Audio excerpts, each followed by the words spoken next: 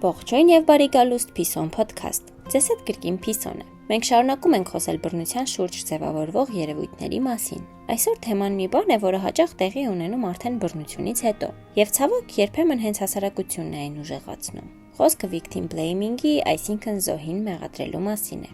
Victim blaming այն երևույթն է, երբ բռնություն կամ վնաս հասցրած մարդու մեղքը տեղափոխվում է հենց զոհի վրա։ Այլ խոսքով, ուշադրությունը բռնարարից տեղափոխվում է զոհի վարքի, որոշումների կամ նույնիսկ արտաքին տեսքի վրա։ Սա կարող է հնչել տարբեր ձևերով։ Օրինակ, ինչու էր նա այնտեղ գնացել, ինչու ավելի շուտ չէր հեռացել, կամ ամենատարածված արտահայտություններից մեկը, ինքը երևի ինչ-որ բան արել է, որ դա տեղի ունենա։ Առաջին հայացքից այս հարցերը կարող են թվալ պարզապես հետաքրքրություն կամ վերլուծություն, բայց իրականում դրանք փոխում են պատմության կենտրոնը։ Բռնարարի գործողությունը դառնում է երկրորդական, իսկ զոհի վարքը հիմնական քննարկման թեմա։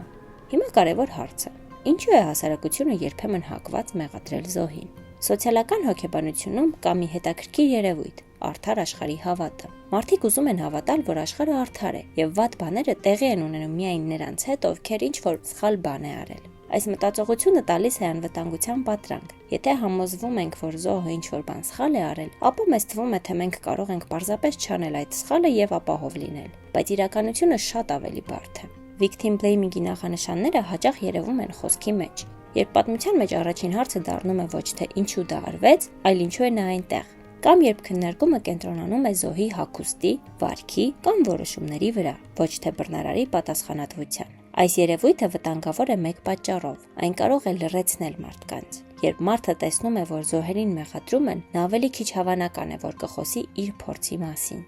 Ինչ կարող ենք անել որպես հասարակություն։ Առաջինը՝ փոխել հարցը։ Ինչու էր նա այնտեղ հարցի փոխարեն հարցնել. ինչու ինչ-որ մեկը որոշեց վնասել նրան։ Երկրորդը՝ հիշել, որ պատասխանատվությունը միշտ մնում է այն մարդու վրա, ով վնասում է։ Եվ երրորդը՝ զգույշ լինել մեր խոսքի մեջ։ Երբեմն մեկ արտահայտությունը կարող է կամ աջակցել մարդուն, կամ նրան ստիպել մեղավոր զգալ։ Հետևեք ձեզ ու ձեր էմոցիաներին եւ հիշեք, աջակցող հասարակությունը սկսվում է այն պահից, երբ մենք դադարում ենք փնտրել զոհի սխալը եւ սկսում ենք տեսնել իրական խնդիրը։ Ես Փիսոն եմ ու հիշեք, արդարությունը սկսվում է պատասխանատվությունը ճիշտ տեղում դնելուց։